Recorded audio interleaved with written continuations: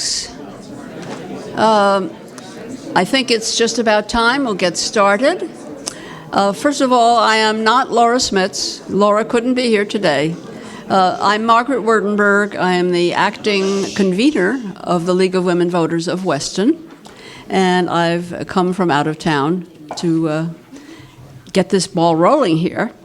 Laura always had rules that she would read, but I think let it be said that this is for the people's meeting. It's for you to ask questions of your elected officials and some appointed officials as well. And I needn't say, she has all these things about what you shouldn't do and kind of thing, but civility is the word. And it always has been. So I thank you all, present and past. Also, I wanted to say that there's a 2-minute, if you're going to stand up and read something, you're going to get cut off at 2 minutes. Otherwise, just one question to a customer. If you have another one, get online again, and we'll deal with that. Okay. And last but not least, in her directions, yes, she said, don't forget to remind people. So March 5th, which is next week, you're going to be beginning to see the Board of Finance in action looking at the budget. And Samantha has completed her review with her board, and now we'll see what happens next. We have coming up on April 8th, the public hearing that the Board of Finance holds at 6 p.m. on the budget. And April 23rd is the ATBM. And May 3rd is the referendum. So I hope you've all written that down. And these are the times when you can say something. And okay, now I'm going to introduce it, just to show off. I'm going to introduce people. Margaret, okay. Can I interrupt real quick? Just let everyone know this is being videotaped. Oh, excuse me. Yeah, so you want to be careful. We're videotaping this. It will be all over the place. So, but the camera is focused in this direction. Posted on the League of Women Voters website. Yes, and thank you, Carol. It will be on the League of Women Voters website almost immediately. Sorry about that.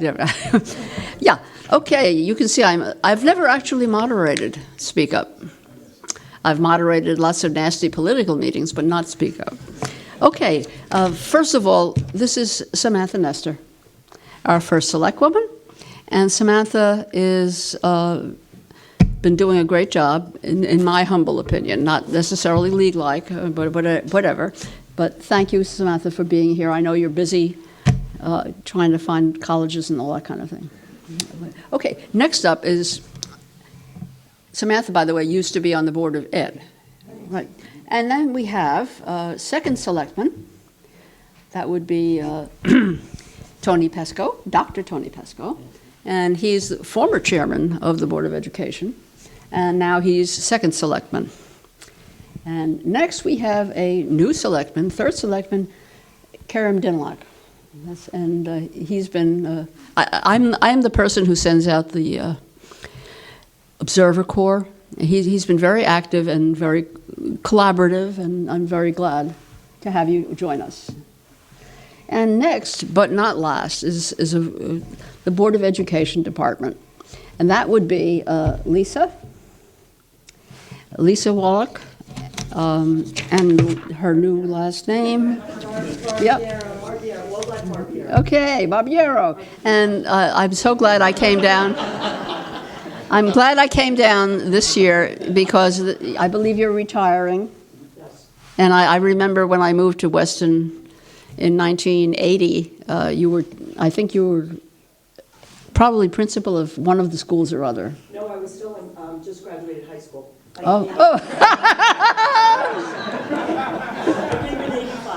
Okay, got it. Sorry. And then we have Steve Ezzies, who first started here in Weston on the building committee, briefly, and found his home in, of course, the Board of Finance, and is now in charge of the Board of Education. Thank you very much, Steve. Behind Steve is Sally Korsh, Chairman of the Planning and Zoning Commission, and I just want to tell everybody that there are a number of issues I know people are thinking about and talking about, but public hearings are open, and even if they've been closed, they have to make a decision, and we don't want to do anything that would cause the town to lose any lawsuits or anything like that. So Sally will do what she can to answer your questions. Okay. And now I feel safer right away. We have Chief Hennion. Thank you. And I'm so glad I came this year because yeah. Anyway. And hiding behind his beard is David Muller. Are you the chairman now? I'm filling in for Dawn Egan. Okay. Okay, great. Well, thank you. And David also has a history. He was on the library board. He was on the Planning and Zoning Commission. Have I left anything out? Board of Finance and Second. Board of Finance, how could I forget? And also now, Police Commission. Always, if you were on Zoom, I would be watching your meetings. Anyway, and between the two flags, we have the chairman of the Board of Finance, who is, I don't want to say he's a personal friend, but anyway, Mike Ember. Mike Ember is here to speak for the Board of Finance today. And the last three people on the list here, we have Carl Kilduff, who is our new town administrator. He was here last year, but of course he really did nothing to say since he just got here, and he was very smartly didn't show up. But now he's here, sitting right behind a first select woman, so that's good. And DPW is now in great hands. Thank you. And I feel very safe all the time, thinking about it. Thank you very much, Larry. And next, and I'm so delighted you're here. This is Social Services. This is Allison Lisbon. And, you know, you think about what's important in town, I would say you're representing a whole lot of people here. So thank you for coming. Okay, now that I've done that, who would like to ask a question?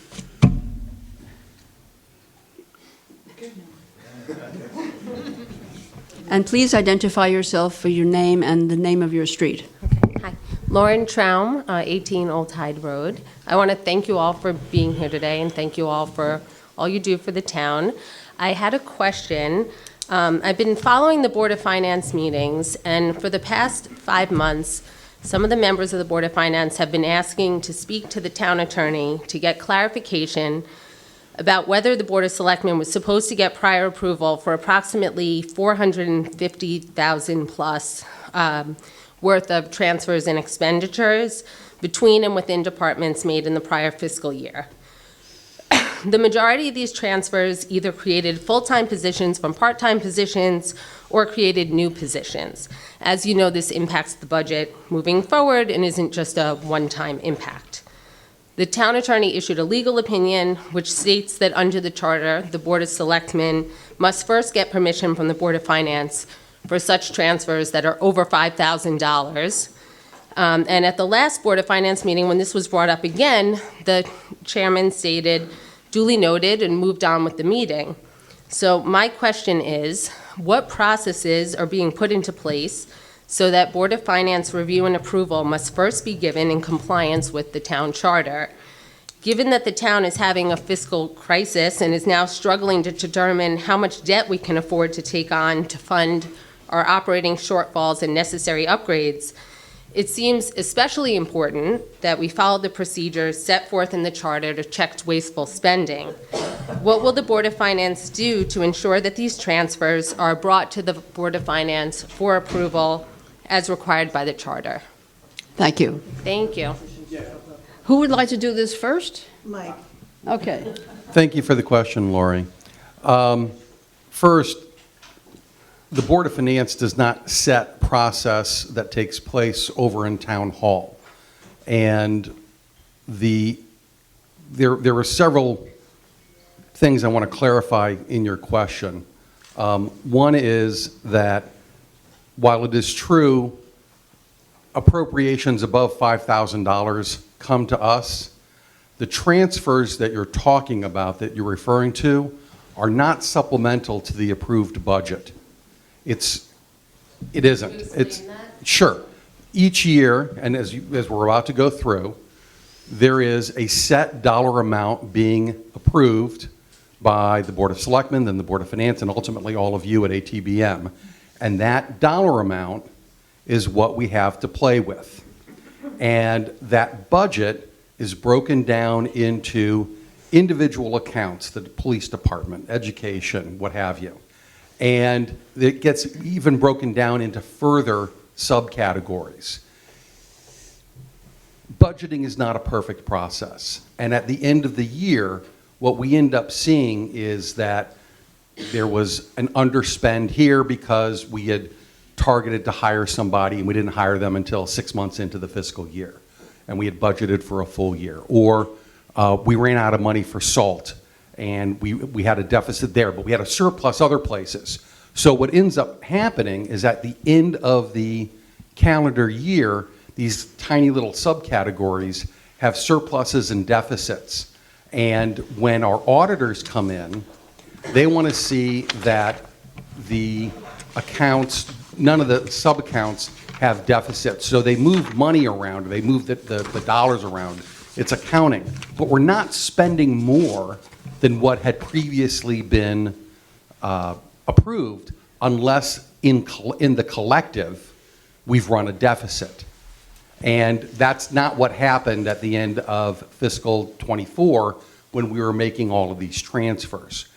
The other point, and I'm going to kick it to Sam to finish, and please let her give her piece of it.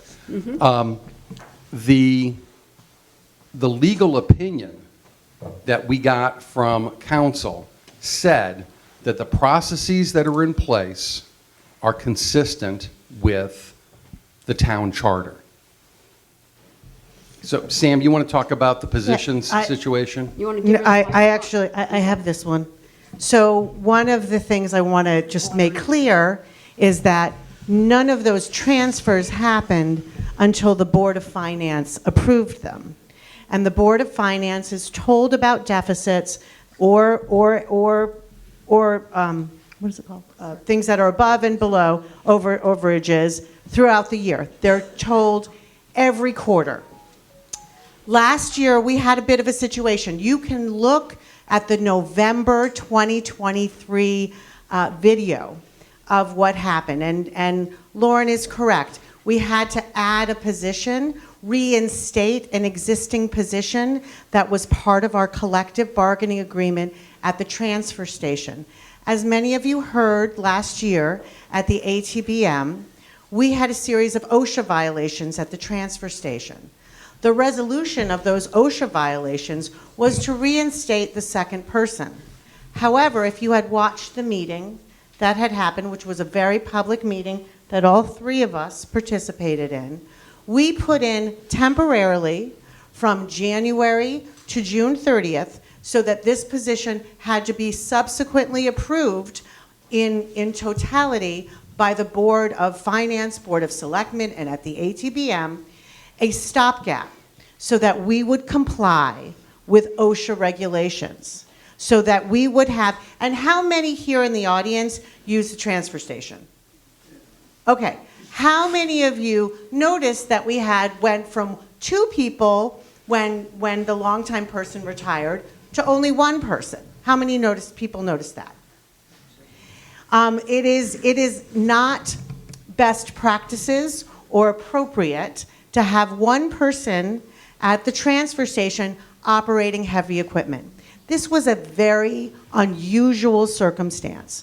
And if you watched the Board of Selectmen meeting, I specifically say in the Board of Selectmen meeting, do we have to go for an appropriation for this money? And the answer was no, because this is not a new expense. This is not a new position. It is reinstating a position, and there is already money in the budget that is available there. Now, there were retirements. There was a reorganization of small things. Another best practice is the senior center.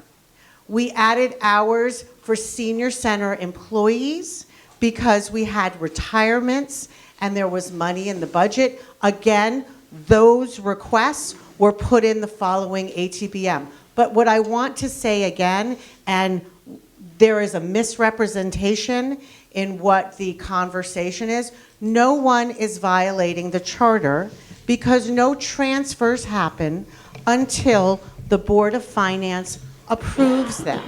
And the Board of Finance makes those decisions after they know how much money is available. I asked the town finance director how long this process has been going on.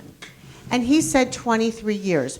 And rightly, our former chair of the Board of Finance said, just because it's been going on for 20 years doesn't necessarily make it right.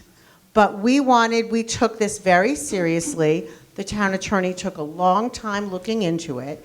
And the concern that Lauren Traum has is a valid concern. We shouldn't be adding people, full-time employees, to the budget without approval. And that actually did not happen. We did a stopgap to comply with OSHA regulations and then put it back in the budget as a full-time person. But that position that we used to fill with the transfer at the end of the year, that position ended June 30th, 2024. So the conversation that we added something for a long time or infinitely is just not accurate.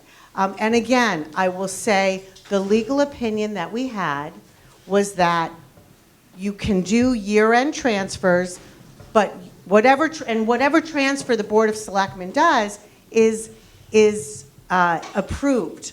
Is approved eventually. Like, we can't do that without the Board of Finance. I'm going to pass this to. I'm going to pass this to Carl. See, am I missing anything?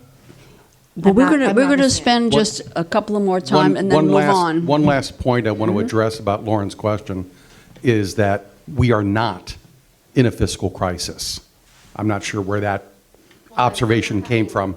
Meetings about how much debt we can take out in the town. Well, that's just good fiscal planning, but it's not a fiscal crisis. We are a AAA rated town by Moody's. We have an enviable available fund balance. We are overfunded on our OPEB liability. We are a very fiscally sound town.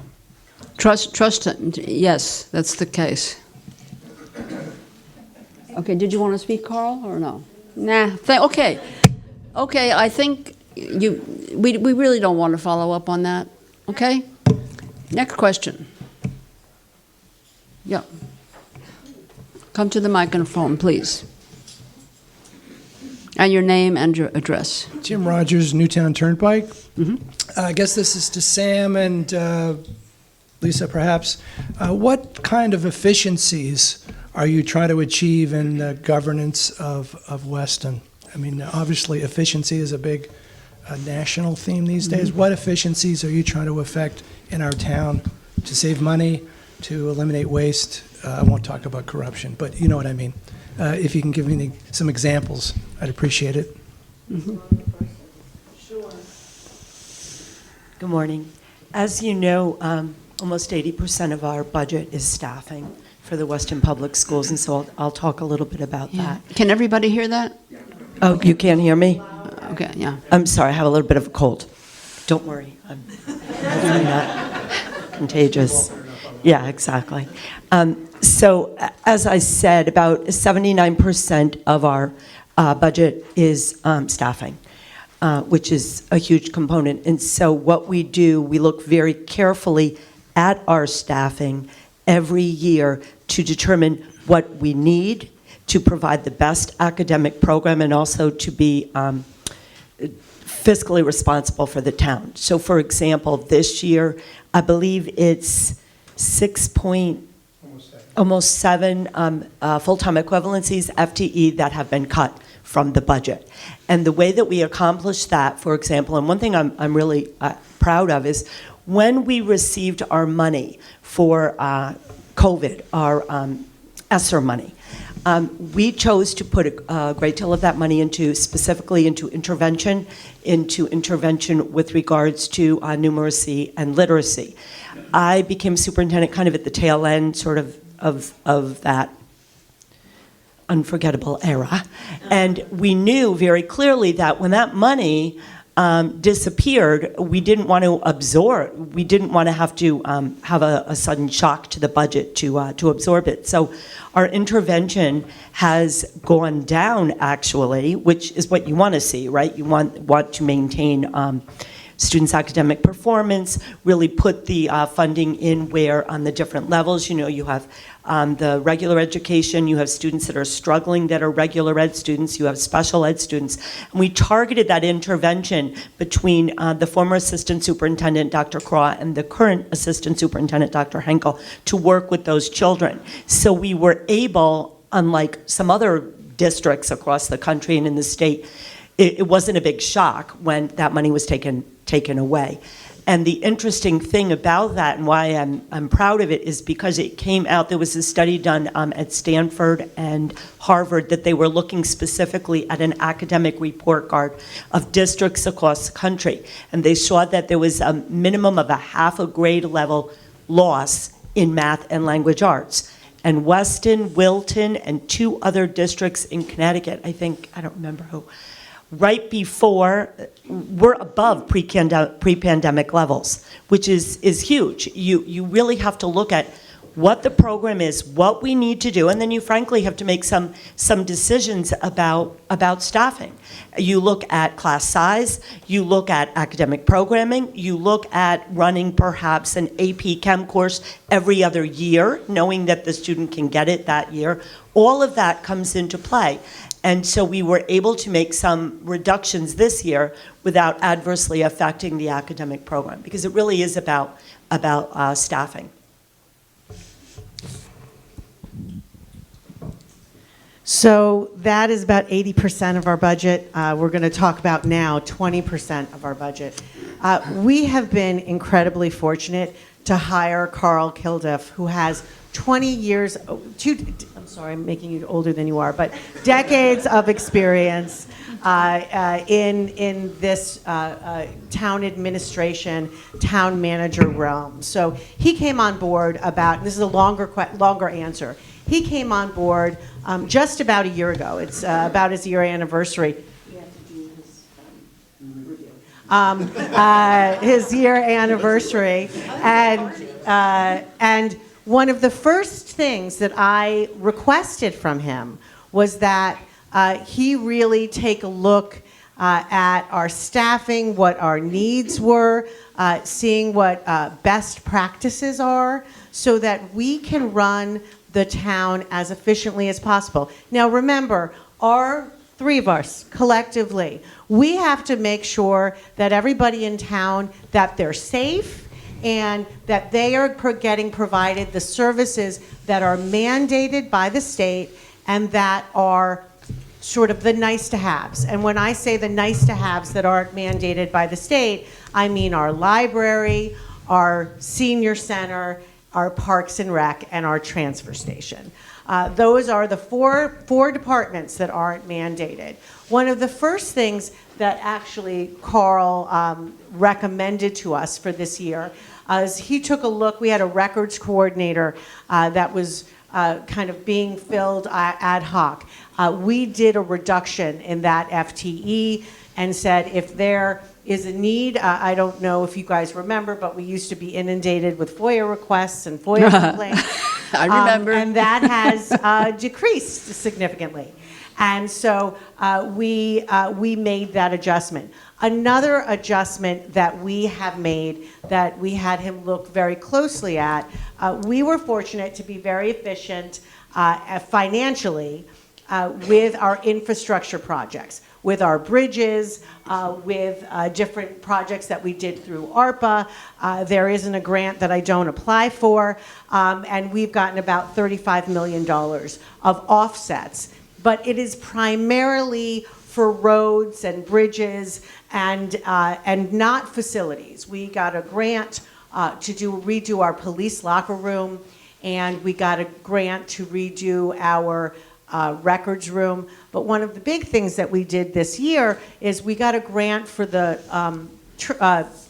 DPW roof, where we put solar panels on the roof that will power our municipal campus. And that's one way to seriously reduce our electric bills year upon year upon year. Not only is it good for the environment, but it also is good for our wallet. Now, I will tell you, the impacts that we make on the town side, they don't move the needle tremendously, but we see that we have to make investments in order sometimes to save money. And I'm going to give an example of, we had a long discussion last night. We passed unanimously for the first time since 2021 all of the budgets on the Board of Selectmen.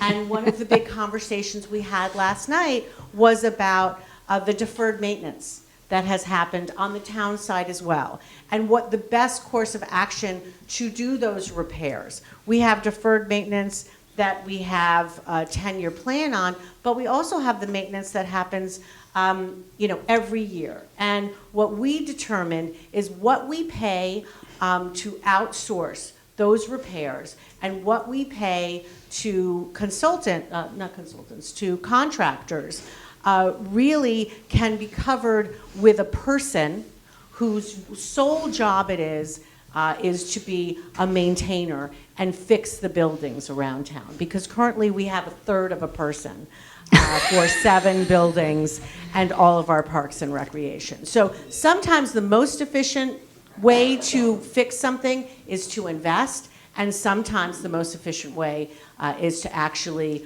reduce. But, at this point, reductions in headcount, my question to all of you that is not related to the mandated departments is, what services do you want reduced? And I think that's the question you need to ask. Yeah, okay. Yeah, Anything new? You're going to add something? Tony wants to say It should something. be Yeah, on. can I, Yeah.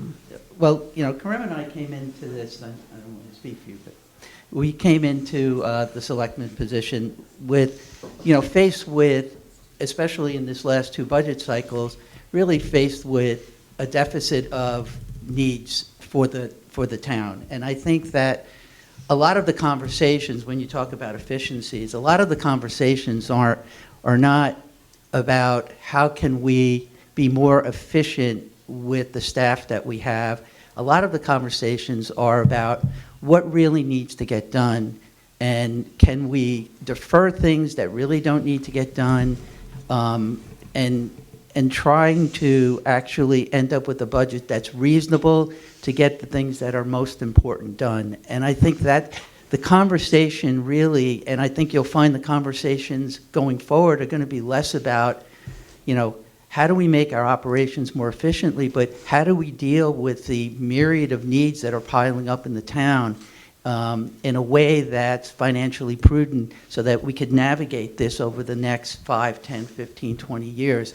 So I wish the conversations were around, let's look at every single department, how can we make them more efficient? But we're so overwhelmed with other bigger needs that are really taking or kind of crowding that conversation. And I think those are the conversations that we're probably going to have over the next several years. Yeah, and I'd just like to say that the third selectman, if you would, I'll do the comment for you. You've done a great job questioning and also suggesting things also from your private experience. And I think you've all worked very well together. And could we have another question? Hi. On maybe a different topic? I agree. All right. Sorry. Hi, my name is Hillary Cole. I live on White Birch Road. Full transparency, my husband, Chad Hepner, is on the Board of Education. I am not speaking for him today at all. I'm speaking as a mom of 2 kids, a 2nd grader and a 4th grader who go to Hurlbut and Wiss. We moved here in 2020. We love this town. We love the people we've met. We love our 2-acre zoning. Let's keep that. I had 2 questions, but I'm just going to do one because I understand the rules. But keep 2-acre zoning. My other idea or my thought is, and it kind of builds on what we were just saying, and I just want to say, I understand how hard this is because you have people telling you that we don't want higher taxes, and then we have other people telling you that we want all of the things we want. I'm here as a mom, and my perspective is we are not spending enough money for education. The fact that Lisa said that we took AP biology off every year and does it every other year, and that's not actually something that we should be happy about. That is a failure in Weston. There are only really 2 reasons why people come to Weston in the first place. The first is 2-acre zoning. Don't lose that. The second one is our quote-unquote blue ribbon schools. That is what I was sold when I got here. And I'm not going anywhere. I want our schools to be as good as they can be. I want our education system to be as good as they can be. So it is really shocking to me and abhorrent to me that we are having a school with, the middle school particularly, and Hurlbut with such bad air quality that kids are actually getting sick. Most parents don't know this. How bad our air quality is at Hurlbut, where our youngest students go, where my first grader goes, and also the middle school, which basically should be just condemned. So if you have a kid at Hurlbut or at going into the middle school, Okay. you have 2 options. Is the question to knock down? The question is why we are blocking and putting down the road, kicking down the road, building a new middle school when it is just appalling the situation that Okay. is currently in. And also that, my perspective, I think it's important because most working moms don't have a chance to go to all of these meetings. It's the same people who want lower taxes, and that I understand and respect their perspective. However, there is another perspective here as a working person in the town that actually wants this school to be built. And I just don't understand why the Finance Committee and the Selectmen right now are preventing that. We had the ability to start this a few years ago. There was a grant, and we still didn't do it when we had grants that were going to cover millions of dollars. So I really just think this is a huge issue. If we don't fix our schools, our property values go down. The only reason to come to Weston is the schools and the 2-acre zoning. And if they are in jeopardy, then we are losing home values for everyone here, even if you don't have a kid in this school system. Thank you so much. Okay.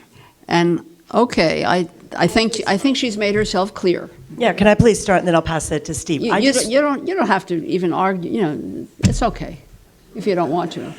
Okay. I just want to clarify something. Perhaps I wasn't clear about the example that I gave. The idea of offering an AP course such as it could be AP Physics, well, physics isn't a good example. AP Chem is probably one of the best examples I can think of, isn't because that practice has been going on. I was principal of Weston High School for 15 years. It's been going on for probably 20 years. And I want to explain the devil is in the details when you schedule a small high school. When I first came to Weston, the school was, at one point in 1991, 300 students at Weston High School, believe it or not. And that's how I started as a young teacher going up and down the road. And the town supported the high school with an enrollment of 300. And I think it's just kind of an important fact to think back on. Previously, when you talk to someone like Nancy Mijos, who is a blast from the past, lives over on Georgetown Road, was a fixture in the schools, her diploma says Staples. That was way back in the 60s. But doing things like offering AP courses every other year when we can is actually what I think a good academic return on investment, because when you have we used to have to do reports. How many classes are under 15? And why are they under 15? And they're under 15 for a lot of different reasons, and the town has always been supportive of that and understanding the reasons. But if you have, for example, junior year, there's only 6 students that want to take AP Chem, and you know that they can delay it senior year, and then there will be a class of 12 to 15. Quite frankly, it's a more robust class for both the teachers and the students. So that's kind of where my example was. If we had a French AP class, and we had It's a very low number. It's less than 10. We run that every year because we know that that's the culminating experience of that track. So I don't want anyone to walk away thinking that we're making very planful decisions, working with the academic team as well as the college and career counselor to set our children up for the best success. So that being said, look, I know there's been a lot of frustration with the buildings and what are we going to do and everything else. And before I pass it over to my esteemed chair of the Board of Ed, I just want to say one thing. Most 80% of the operating budget is staff. The most important thing in Weston, I believe, is the personalization of education that our staff and students have. That's what sets us apart. That's what makes us desirable. Now, yes, we have to have appropriate facilities, and I'm really very pleased that in our capital plan we are addressing the air quality at Hurlbut. Thank you. Thank the three of you to move that forward. Okay. So, yes, we know that there are needs. I'd like to turn it over to you, Steve, to comment. Steve, do you really have something to add on that? Or He does. okay. I'm more than willing to say nothing, Margaret. First of all, Hillary, It's so important not to add. you clearly read Chad's book. You never said the word in the whole time. No. Unfortunately, most of you don't know what I'm talking about, but Hillary's husband, Chad, just wrote a book. It was published in January called Don't Say And I've read it, and I'm trying not to say anymore. So the process on the middle school the study's been going on now for the better part of 4 or 5 years. And I've been on both sides of it, on the Board of Finance and now on the Board of Education. It's always been what we were going to present to the town, what we believe was the best decision. And the Board of Education believes that the best decision is to either make a total renovation build a new school, middle school, or renovate the school. But there's a cost associated with that. And Mike and the Board of Finance has taken all that into consideration. And everybody wants something, but you also have to be fiscally responsible.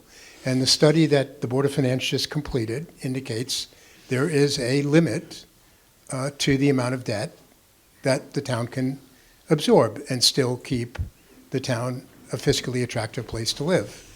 We've heard it now on the Board of Education. We know, and have looked at Mike's study and the Board of Finance's study, and we'll now work with that. But we're not going to,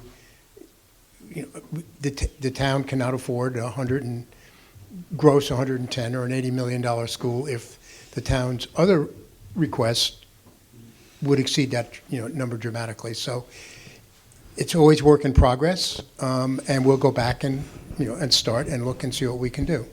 But the one thing I want to leave you with is there's this belief we can merge 4 schools into 3.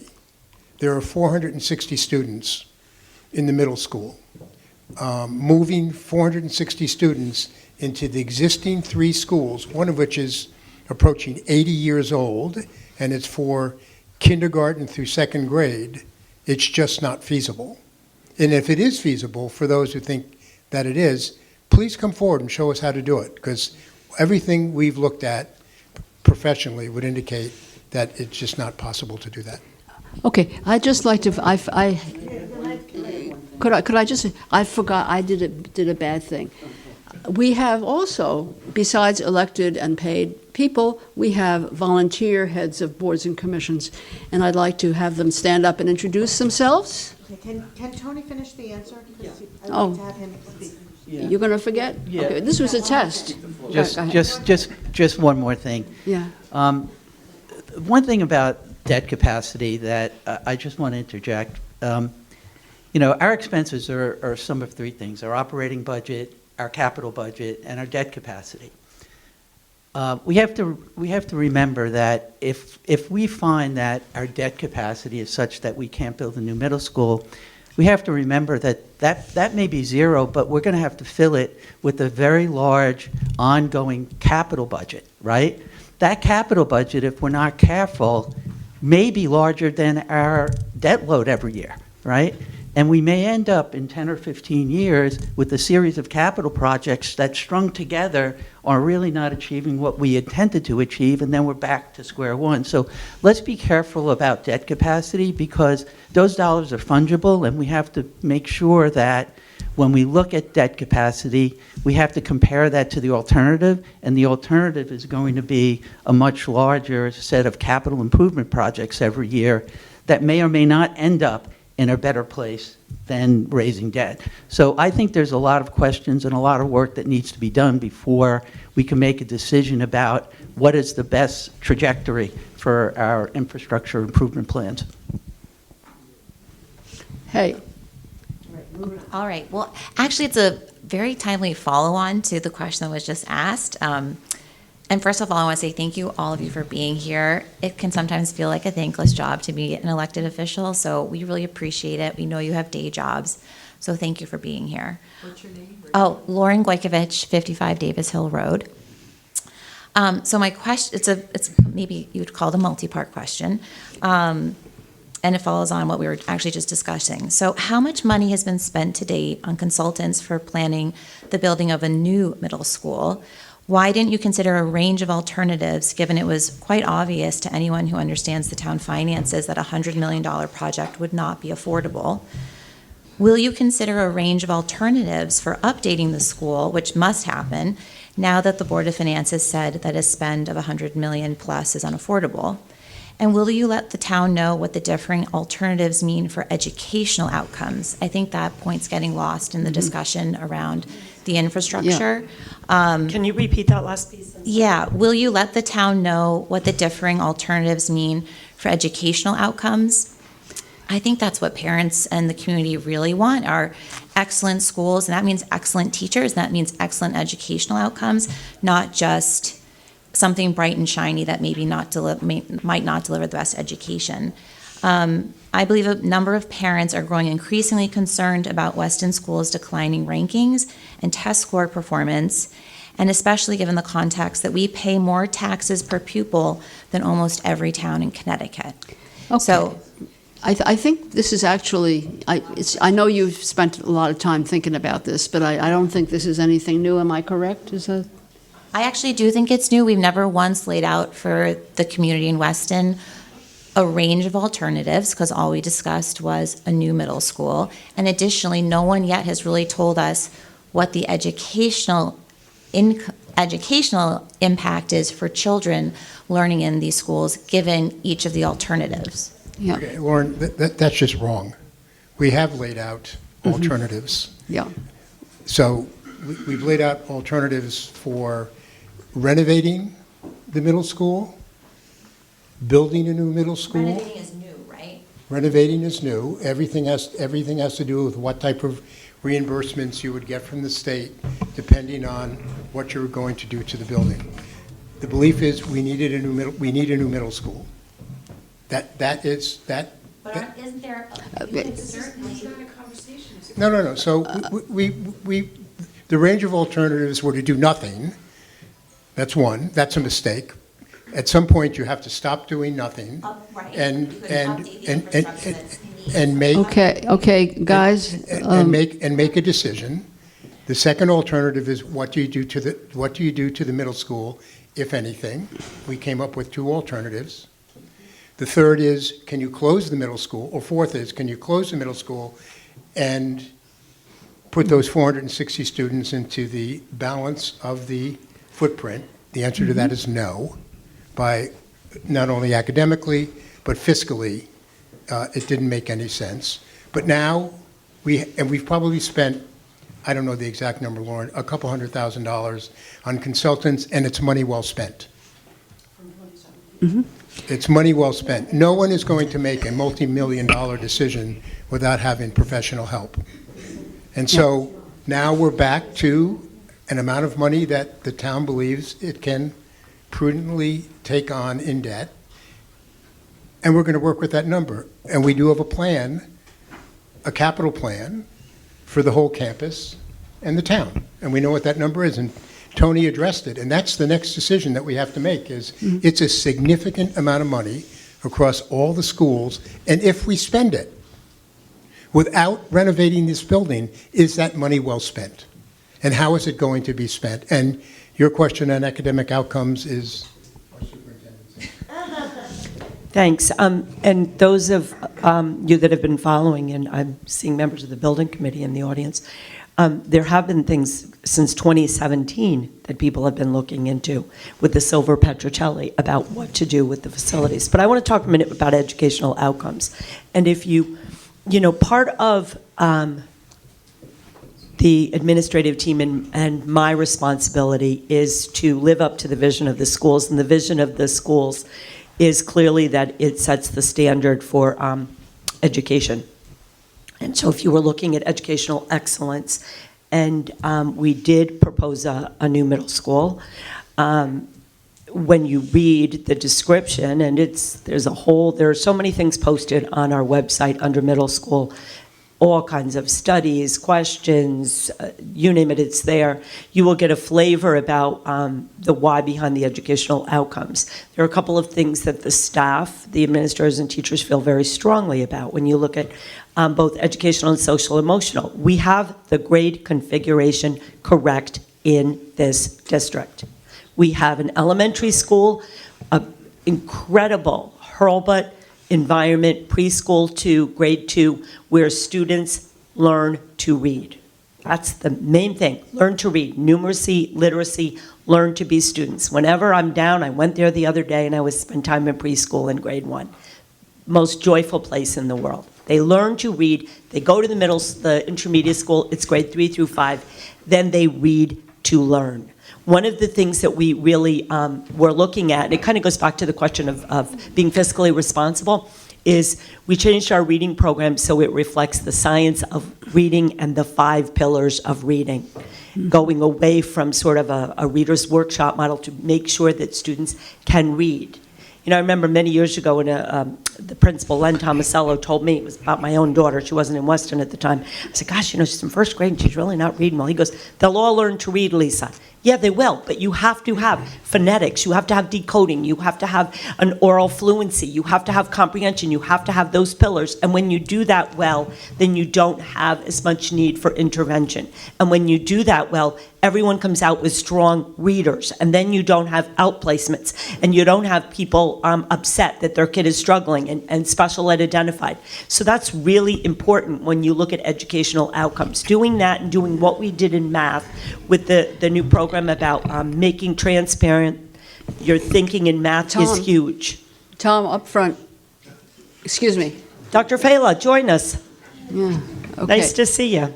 We have conservation has just come in, and after this question, we're going to go to some other questions. If you look at educational outcomes, having the 5th grade in the intermediate school is great because they get the opportunity to be true leaders of an upper elementary, and then they transition to the 6th grade, and it's a strong transition because of that. Believe me, I worked at the middle school when it was 5-8. When it was 4-8 and we were under construction, you're just managing lunch shifts and kids in the hallways and everything else. Too large a building. So having the configurations the way they are is really strong. If you look at the middle school and you look at 6-8 and you look at the facilities, the one thing that has to be addressed, however you want to address it, is STEM. We have a STEM area for robotics and pre-engineering. However, our science classrooms are deficient in the middle school. You can't have children in 7th grade watching a video about an experience and looking at an experiment. That, to me, is unacceptable in this town.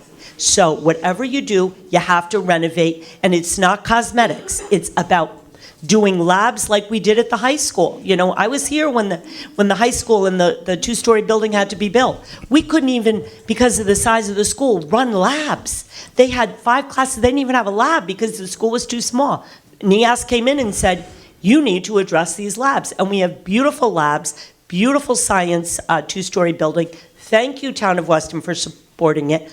Gorgeous facility for that. The middle school students deserve the same. Now, It's probably not going to be in a brand-new building. It might not even be in renovated new, but it's got to happen. We can't have kids learning about science, about discovery and inquiry. By watching a video sometime, we can do better. Yeah, okay, thank you very much. Margaret, sorry, Yeah. can I just add less than 1 minute as the star collaborator, as you've coined me already? I think the nature of the question and the nature of the preceding question from Hillary, I think my observation is that we actually, most of us all want the same thing. We all agree that the middle school needs work. We all agree that educational outcomes are the priority. What's become apparent, though, and back to also the efficiency question, is that it's a very sequential process rather than a simultaneous collaborative process. That's been my observation, and unfortunately, that is taking a long time. And we don't need to have gone through a year to learn what our debt capacity is, or what is a rough number that we should be working on. That could have been discussed a year ago to then go into design conversations with that in mind, so that we don't have to then have a rejection or then have to go next year and then the year after that. That to me is the disservice that everyone on the stage is needing to be mindful of, because we do all want a better middle school and a better campus overall, but we need to knock it out a little bit more quickly and more efficiently. And I think that's something that has always been on my mind, and is something that I've raised before, and I think we all need to be better at. Okay, thank you. By the way, People to introduce themselves real quickly in the front row. I'm about to do that. Excellent. We have conservation with Tom Fela. Raise your hand, Tom. Yay, okay. And Barbara, you're here for the Board of Assessment Appeals? You're an elected board, not an appointed board. Oh, well, did you want to be up here? No, okay. And we have marketing, Carolyn, yeah? And my favorite place, of course, Lashat. How do you do? And Dave, you're if we build a building in the wrong lot department, yeah, right. He's the Board of Building Appeals, I believe. And Richard Wolf, who was the architect, literally, of doing wonderful things for the schools back in 2000 and whatever. And now you're still on the building committee. Yep. And how does it look, Richard? Never mind. Okay, and we also have David from the Commission on Aging, newly appointed. Thank you. Congratulations. Yes, and we have Chairman of the Library Board. I love your improvements here. Thank you. And okay, now go. Oh, I'm sorry. This is sustainability. Okay, we need you here. Okay. Yes, we do need you here. So I have more. Your name and address. Oh, Deirdre Doran, Old Farm Road. Can you hear me okay? Yeah. All right. So I have a request more than a question, though I would love to have comments. I am holding a plastic bottle. Mm-hmm. Can everyone see our plastic bottle? Would you like to see it more of plastic bottles or fewer plastic bottles? So my question or concern and hope for the future is that we become much more efficient when it comes to using plastic. And I think we could really agree that there is, I'm an educator. My whole world is about educating little people, larger as they grow, and saying to them, we want to do things better. How do we do them? So I say to Samantha and Carl, how can we be more conscious? Because the kids they're kind of teaching the grown-ups from all of the experience that I've had. So I just want to have I'm saying it, I can sit down now, but I'd love to have a discussion at some point, perhaps. Samantha. Okay, I want to quickly address this. Yes. We, and Eric can also talk to this, one of the town's initiatives that they put forth in the ARPA program. They did two big initiatives. We did our food scraps recycling program, which Lisa and her team have been amazing collaborators with Mike Aikenhead and the Green Team there, and John Bisegli, who for WIS did food scraps recycling. Those are two of the big things. Yeah, I'm aware it's of our that, 'cause year it was anniversary. 39,000 tons, right, have been diverted from, I wrote it in the first paragraph of Town Hall Happenings. But as far as plastic, we at Town Hall and all of our facilities that we have in Town Hall, we don't actually use plastic bottles. Except for in town meetings. This is not a town meeting. This is not a town meeting. This is the League of Women Voters. Oh, and the League of Women, so and the actually League of she- Women Voters would like to add that no one has opened their bottles yet. Okay. I did. Somehow or other. I also want to just say, we have been leaders in PFAS detection and remediation. And Lisa is an amazing partner in that. I don't know if you remember, a couple of years ago, we had detected PFAS in the wells that service the town and school water system. We did have to briefly shut down the system. We worked with DPH in record time to create a filtering system, and that entire water system will be replaced with a state revolving fund loan. So, yes, I hear you. I think we can do better. This wasn't our All bottle. the meetings, just chair people, think about before the meeting, how can we not use plastic? That's just all I'm asking. Okay, and I'd like now to have, I think, some other questions, right? Come on up. And name and street. Hi, thanks everyone for being here. I'm Andrew Palladino. I live at 126 Good Hill Road since 2005. Margaret, you thought you were out, they brought you back in. Thanks to the League of Women Voters for this annual forum. My simple question is, can I make a comment as opposed to a burning question? You certainly can, but I'm going to time It you. is speak up, so I just wanted to be clear about that. Yeah. So I've been living here since 2005. I have two kids. One is now a college freshman. One is, my daughter is in high school. She's a sophomore. Normally there's a lot of noise on social media, so I wanted to be an in real life quiet voice of gratitude for, there are 12 people on stage right now, 6 of them are volunteers.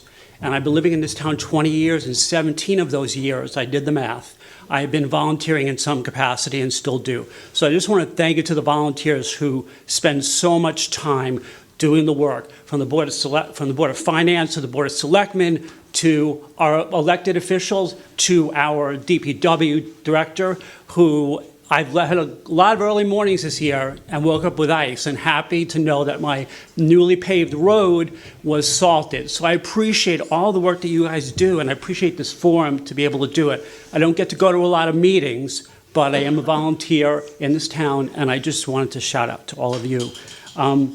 Speaking of educational outcomes, I wanted to sort of tell a quick story. My son has been in all 4 schools. He's now a college freshman. He struggled mightily over the years, and hopefully, unless the League of Women Voters puts this on TikTok, he won't see this video. I just want to shout out to Make a note of that, put it on TikTok. Okay. Yeah, he would kill me if I'm telling the story. And in every school, he found an educator, he found a teacher, he found a guidance counselor, he had someone to push him along. Even up to last year, when he was struggling to get over the finish line in high school, he did it, and he just made Dean's List his first year in school, in college. Yeah, all right. So I'm super proud of him, and if you want to talk about educational outcomes, that is one. That's not on paper. Hey, thank you. Okay. Hey, Amy, come on up. Amy Sanborn, Old Hyde. I have a PSA and a question. Thanks to the League, thanks to all of you, and thanks to all of you who are volunteering to help us. I just want to let everybody know that on Sunday, March 16th, from 4 to 6, I want to give Sharon Murphy, our new library chair, a special shout out. Thank you, Sharon. The Friends of the Library is hosting a All That Jazz concert from 4 to 6. This is the next in their Soundscape program. And for anybody who doesn't know, the town does not provide any funding for adult programming. It's all from the Friends, and I thank you to the Friends. And I suggest everybody look at the town website or the library website, go to the events. You'll see the wonderful events.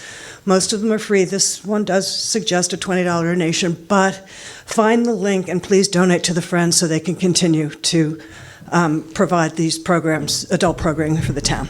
Hey, I got a 20 for you. My question relates to elder tax relief, and I'm going to channel Pat Heifetz here for anybody who knows. You know, we never vote on the revenues, but we can discuss them. At the end of last year, it became clear that because of the reval, and there's a great summary of the elder tax relief in the town hall happenings for everybody who's interested. And we were one of the first towns in 1979 that started this elder tax relief, so we should be proud of that. But apparently we recognize an additional 215-ish of revenue because there are many people under abatement who, with the reval, bumped over the $1 million asset threshold. And based on the ordinance, there are income limits for some, and there's an asset limit for abatement, which is the most popular because there's no tax lien put on the property. But I just respectfully request that the Board of Selectmen and the Board of Finance, I don't know when it was looked at last, in the ordinance it says the Board of Selectmen should look at this annual, and the Board of Finance can approve a change. So I just request, I don't know what the history is of increasing these amounts over time, when it was last looked at, but I'm concerned about the most vulnerable folks in our town and the fact that there may be people, obviously are people, who have lost this benefit, and I want to see if we can help them. Thank you. Yes. Okay. Amy, we will look into it. We also had some materials that Woody had put together with a group of colleagues that we have in our files as well. Okay. Okay, is there another? Yeah, here, okay. Oh, hey, how are you? And try and ask a question. Okay. Sorry, Jasmine at 14 Oatfield Lane. I went to the meeting for the budget last week. I thought it was very good, very clear. Really greatly appreciate all the work that you've done. I just wanted to add, because I think what came up with the subcommittee was really great in showing us the different ranges of debt capacity we could have, or the debt service ratio. Right? And I think what she and I, maybe we're new, fairly new, not to Connecticut, but to Weston.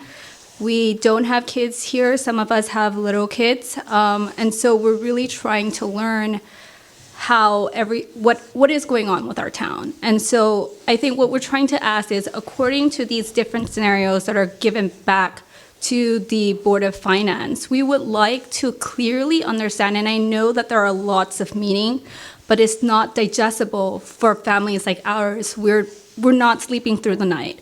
We have partners working till midnight and commuting 5 hours a day. Like, it's just not, I understand that, but we're a huge portion of voters, and we need to understand in these different scenarios, if the Board of Finance could help guide us to say, what is the no-cost plan? What is the bare minimum maintenance plan? What does those entail? What are we fixing in that? What are we not fixing? I guess kind of that's what I'm hoping, or if I'm missing that, if you could help me figure out how to understand that without having to spend, I don't know, half my waking Not time. only that, take years to do it. Okay, go for it. Jasmine, I want to just do a little quick thing.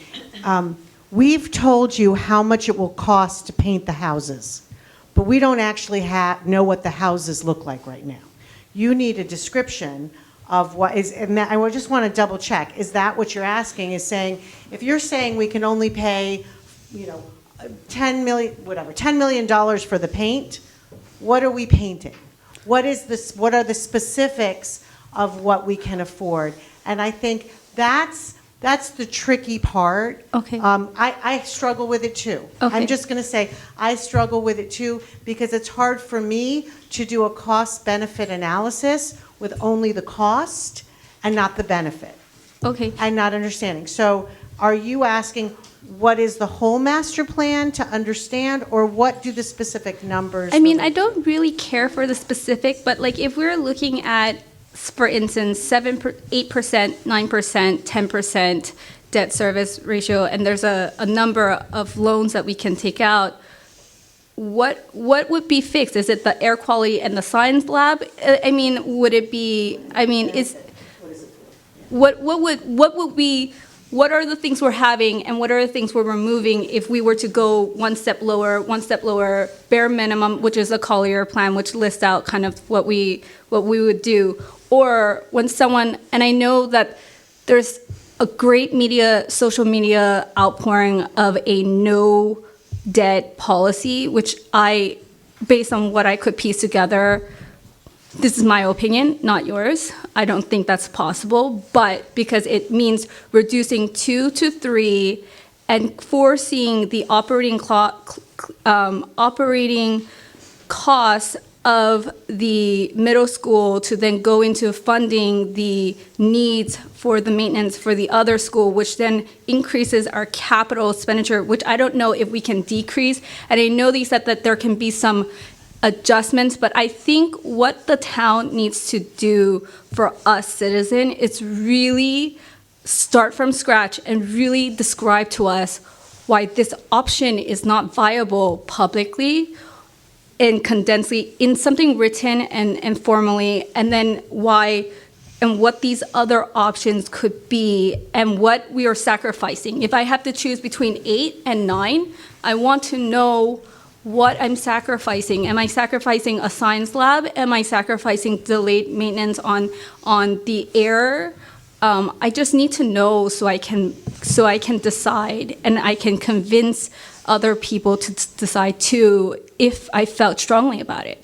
So that's something I would like to ask the town, is to please help new families make these decisions. We're really struggling figuring out what this is. I think that's a very important question, and I hope people listen to that. Thank you very much. But I actually have one question, which is, I just wanted to, I know, I wanted to understand, last year we had this huge conversation about the annex, and I wanted to know if there were more discussions being made about what we are doing, because I know that was added onto the capital 20 million cost, but are we moving them? Are we renovating them?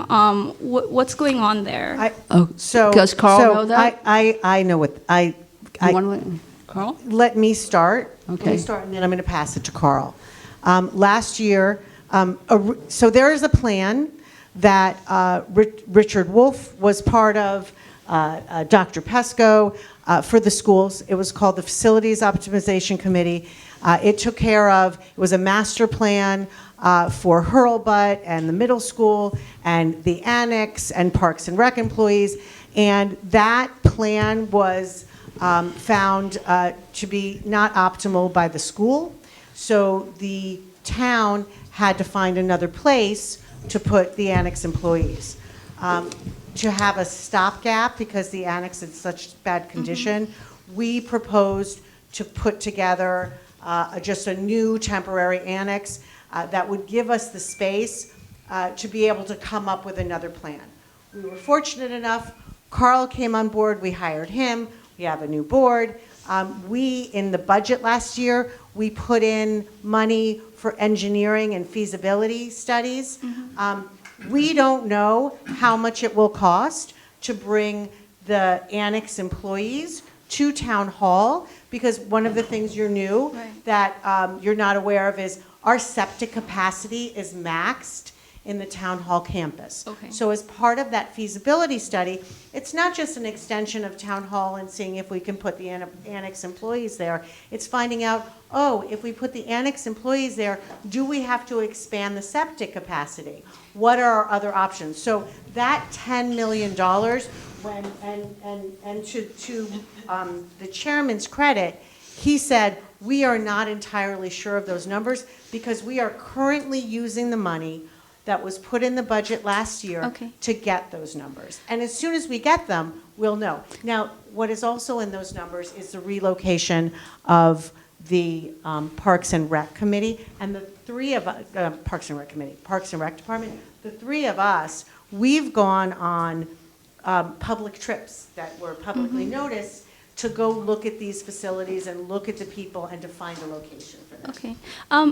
When you say the septics for the town, sorry.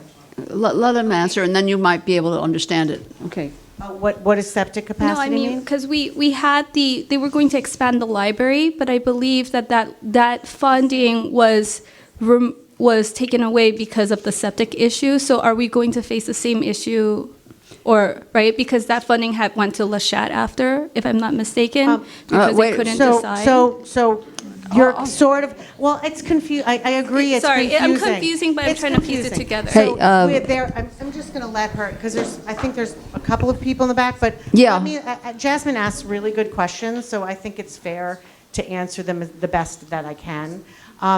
So when we had the addition opportunity for Lachette, that was a specific design, and that design required septic expansion. Library.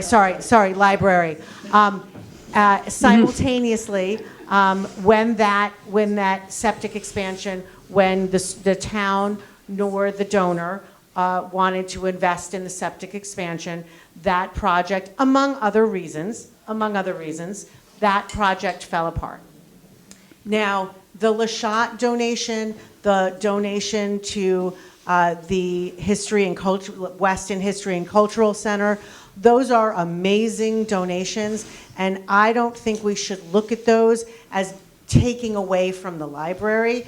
Those were negotiated through relationships. Also, at the same time, we had a huge donation from the Offutt Charitable Trust before you came to our EMS and fire department. They gave a new ambulance, expanded the EMS and fire station, but you are correct, this is the same campus, and that this was 6 years ago that the addition cost a certain amount of money, and that's why we're looking at how much is it going to cost to bring 8 or 9 employees into town hall, do an interior renovation, and if we have to expand the septic capacity, how much is that going to cost? Okay. So we are looking at a larger scenario, and also, as Chairman Imber said the other day, we also are looking at tariffs. We're looking at increased costs for wood, for metal, all of those things. So we don't want to underpromise. We would rather have what could be possible in those numbers. And the $6 million in the town debt, that was approved by the town for the roads. And the $3 to $4 million, that is for the school and town water supply that I was talking about before with the PFAS. Okay, thank you very much, and thanks for your thoughtful... Margaret, can I just add one quick thing? So thank you, Jasmine, for the questions, and I also just want to hit on something that the nature of your questions, and also I remember from last year you at ATBM kind of just asking, like, I can't read through this massive binder, and I don't have the time. I think it all speaks, the request for clarity all speaks to a little bit also of how we present our information. And I think we live in a funny space because obviously all our meetings are public, as they should be, and all our materials are public, as they should be, but they're all working materials. They're all materials that, like, we as, I don't want to call us professional, as civil servants, we're looking through working materials. And yes, you have access to them, so you're welcome to look at them. But at some point, there also needs to be public-facing materials that are truly meant for your consumption, that are packaged in a different way, look at it a different way, are easier to understand, less detailed, more detailed, whatever, that I think we don't quite make that transition well enough. We just kind of repurpose the meeting materials, really. And I think, between the website, Town Hall Happenings, our own website, Weston Today, whatever, like, we need to have a way to inform in a timely way as well that lets you know what are the differences of those scenarios, 5, 7, 8, 9% depth capacity, what does it really mean? And I just want you to know that we take to heart the confusion and the need then for that to be resolved by better communication. But by the way, I believe someone else was lined up I've been first. raising my hand for quite a while, the woman, that was why. I've been standing there with my hand up the whole time. Oh, I wasn't recognizing. You're just supposed to get up and. Okay, well, mine's just a yes or no. Okay. It's a Okay. yes or mine's a yes or no. It's a real simple thing. Okay. Okay, I just wanted to know if Susan Barron, Old Hyde Road. Sure. Okay, I just wanted to know if the Board of Ed was going to have a meeting that was open to the public to give their opinion. Budget, I guess the school budget. Where we can sit in the meetings and open and participate, like the other evening at the Board of Finance was an incredible. We had two public The Board of Finance public hearing will be that opportunity. I was giving you the date of it. We've had. No, I came to one where I spoke up, and I think this was almost, I don't know, I can't even remember No, exactly when. we've had. And when It's we all April spoke. 8th. When we April all 8th. spoke, at the end, when we all gave our opinions, at the end of it, you said, okay, it's time to vote. So everybody in the room who'd given their opinions, which I think were thought-provoking, and needed to be digested by the board, you then took a vote without taking any consideration to what we had to say.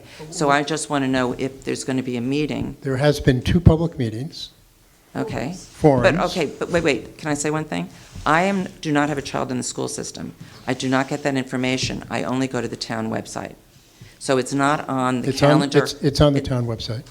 Your meetings are not listed on the calendar on the town website. I actually access our meetings from the town website. when Okay, we're I doing have never remotely. seen a Board of Ed meeting on the town website. No, you have to hit on something to go to their website. Okay, well, that I did not know, because as No. I said, I do not have a child Well, in. let's just clear this up right now. We've had multiple meetings on the budget. They're all public. We've had 2 public forums, and the Board of Education has voted on the budget. It's been presented to the Board of Selectmen. I'm not sure you voted yet. We voted unanimously. Oh, last night. So that was your meeting last night. It will now go in a public forum to the Board of Finance. It's starting on the 5th, right? When Mike's next Mike? meeting is, and then ultimately to the ATBM. So there's no lack of transparency here, if that's what you're Well, no, I making. just wanted to know when the meetings were, but if if it's all done, then it's all done. No, it's not done. It's not done. No, There's it's still- not done. Listen to me. The April 8th public hearing at 6 PM is from the Board of Finance, and you can come and say whatever you want and get in the record. About the budget, yes. Can I say something also? Hi. Hi, Susan, we are dedicating the town hall talks that I do at 1 o'clock and 6 Oh, I know. o'clock on the Tuesdays, which you come to. We are having budget conversations during them, so if you cannot make it to an evening session, Okay. there is a daytime session. And I did not know that you had to go to a different website in order to access the Board of. Yeah. It's on the town website. It's a link. No, but it's a link, it's not listed. It's all listed It's there. all- and then- Okay. and there it is. Okay. We had one in person and we had one that was Zoom for that very reason, to give options. And they also have those on the record. You can watch what happened. And there was no vote at those meetings. People listened to what was said. Okay, thank you. Okay, thank you very much, Susan. Okay, next, thank you for your patience. You may be a doctor, you have patience, no? Hi, my name is Allison, and I'm on Davis Hill Road. Thank you so much for creating this forum for the community. I'm a newbie to Weston, and I came here actually for nature. My kids spend part-time in Westport, and I wanted to give them the beautiful surroundings of Weston. And my property is adjacent to the Elizabeth Luce-Moore Preserve, and forgive me if this has been talked about ad nauseum. I know that the dog park is going up, and we just came into the awareness of that, and my kids and I were really astonished at the amount of trees that were taken down, and my 10-year-old said, well, the forest is the dog park. And so we know the project is already underway, and so my question is, are there more plans to do more building on the property? We're just concerned about the impact to the environment. Tom, would you like to answer that? Do you want to talk No? about the number of trees down in the dog park? So the Moore property is how many, 36, 20, how many acres is it, Tom? 37 acres, thank you. The property is 37 acres. It is adjacent to the Aspatuck Land Trust again. Did you move to 100 Davis Hill? Is that? No. Oh, okay. So that is part of the land too. Additional, the person who purchased 100 Davis Hill, which was actually the Moore property, his property house, which was donated to Skidmore, and then Skidmore sold it, and all the land attached to that has been donated to the Aspatuck Land Trust, so there's even more acreage there. The amount of the dog park is three acres. This was property that was purchased by the town for municipal use only. It could not be used for any other purpose. When it was approved with the Board of Finance and in the referendum, the language in both of those questions was only a 10-year restriction. However, the deed did not include that language that was signed, and we are bound to the deed.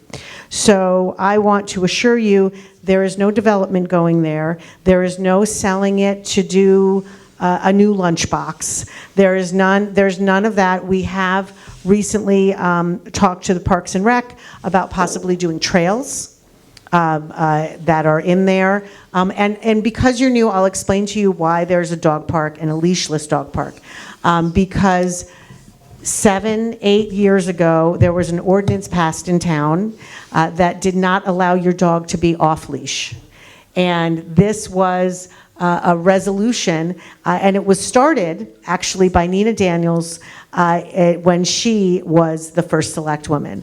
We are very mindful, and even in the plan that we had with the tree removal, the tree warden was there with our DPW director, just being mindful and saving as many trees as possible. Tom, Dr. Fela, how many trees would you estimate are in that 37 acre property? How many leaves? No trees. He could do this. I think it's. There's actually an inventory. Mike, could you have a microphone? We did an inventory with the state forest. Yeah. And it's on the website. So rather than mistakenly quote numbers and stuff, you can look there. Look under the tree warden page. It's called the Moore property. It's a PDF. It's a pretty good, and it also goes through a lot of the history of the forest. So the forest is very robust there and all over town. We have 600 acres, and we have inventories that we did to all the properties except for the transfer station, and that's still pretty. It's not. We're using what, 7-8 acres there, out of 57. So. Mm-hmm. So we're paying attention to nature, and we're happy that you're interested in Weston for the trails and the nature, and we're taking care of things. So. Yes, and you have your own backyard dog park. I mean, I think it'll open in April.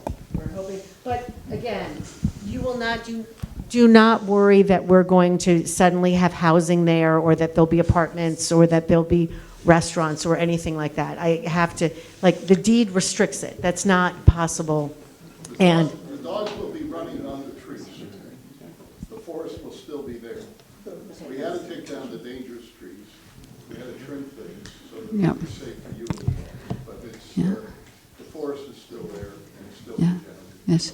And so many people were interested in this when it was approved, ma'am, that it was a very close vote, but we had almost as many people coming out than for a regular election. It was quite an issue. But it's settled. Yes. Is there someone else online? Okay.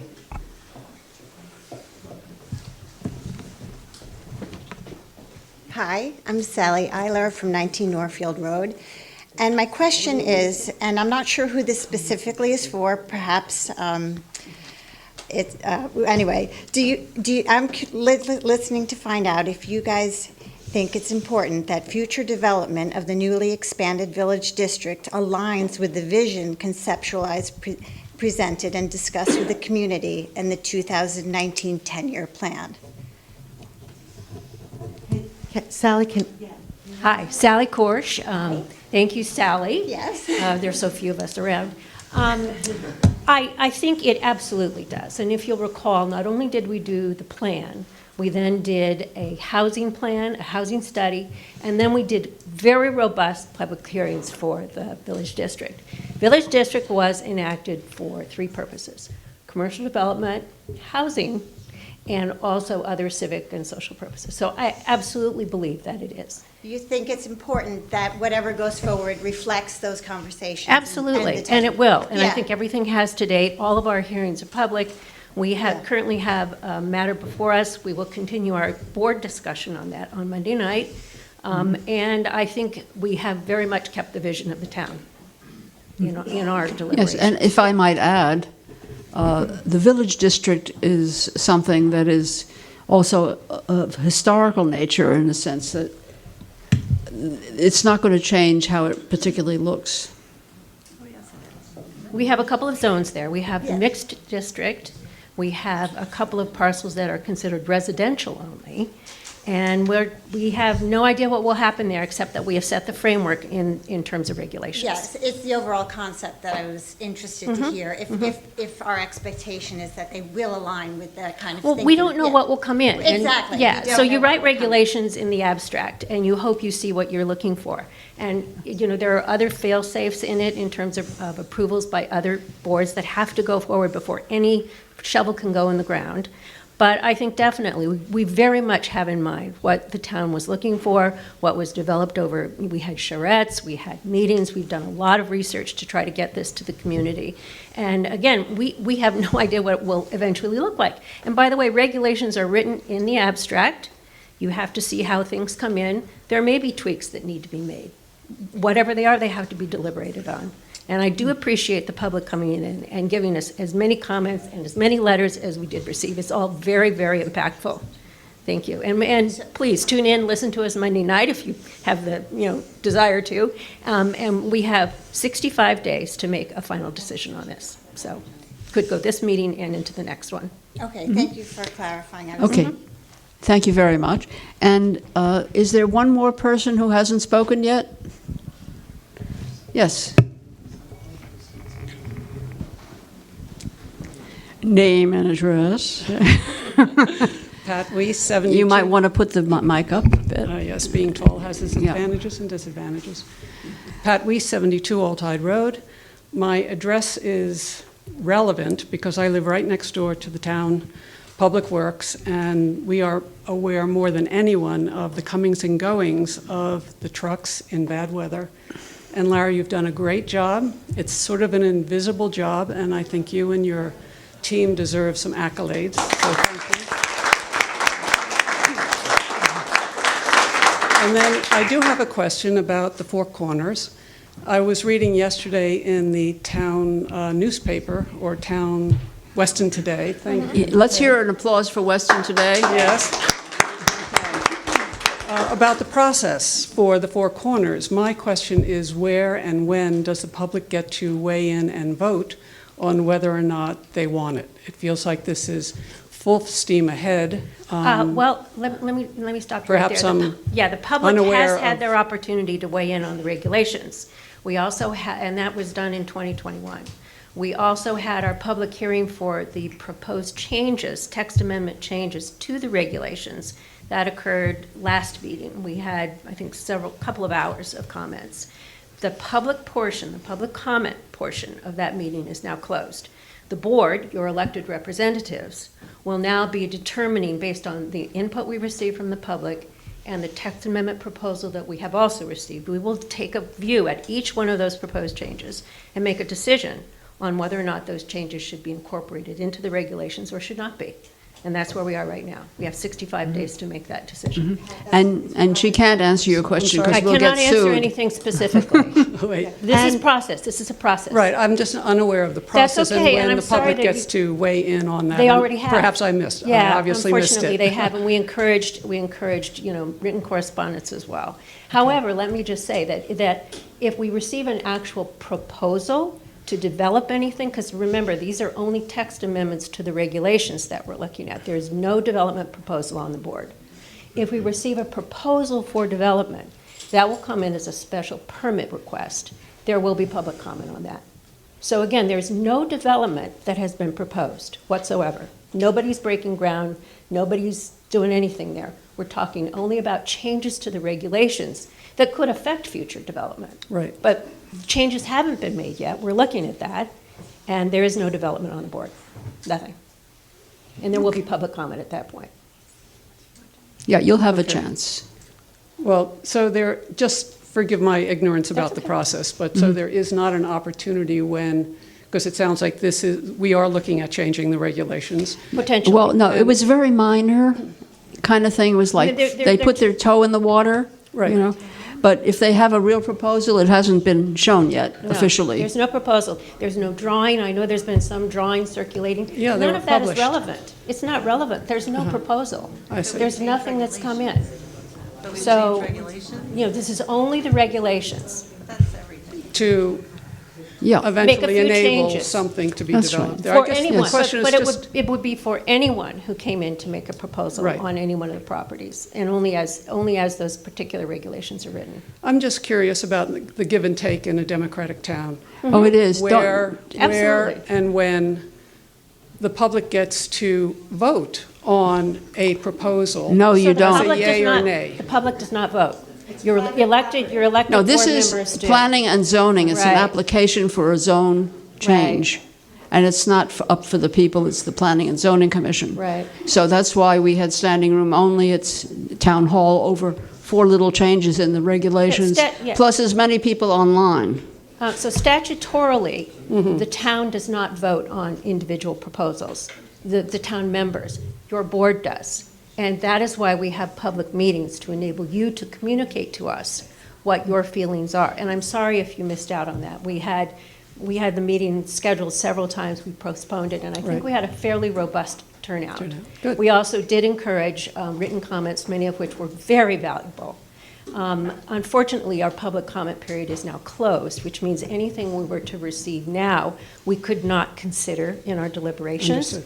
But I really encourage you, since this is obviously of interest, please take a look at, we are on the calendar, I know, and each one of our meetings says exactly what our agenda will be, and it also has all the information with respect to our agenda items. Okay. Thank you. Okay. Lauren, did you Now, want to there's this nice lady in the back who's let everybody go ahead. Have you spoken yet? No? I've spoken, I just have one more. I wish you wouldn't, please, because talk to them afterwards, or me, okay? And I believe that Tony? Oh, yeah, no, before we leave, I have just one more thing to say. This is Lisa's last Speak Up. She's retiring at the end of this year. And I was the board chair when we were looking for a new superintendent, and so we did a national search, and Lisa and a few others were in finalists, and each one had to do a presentation based on a case study, and all did a great job. And then afterwards, we asked if anyone had other comments, and one thing that Lisa said that stuck with me, she said, you're going to have a lot of candidates who love children, but there's no one who loves Weston's children more than I do. And I want to thank Lisa for 37 years of loving Weston's children. It really has been a privilege, and I look out and I see, like, I think of Hannah, and I think of Ted's kids, and so many of your kids, and Yeah, okay. It's been a privilege. Well, thank you very much, and I'll talk to you later, and thank you so much for coming, and don't forget to go to the Board of Finance public hearing. It was the April 8th? Yeah. Okay, thank you very much.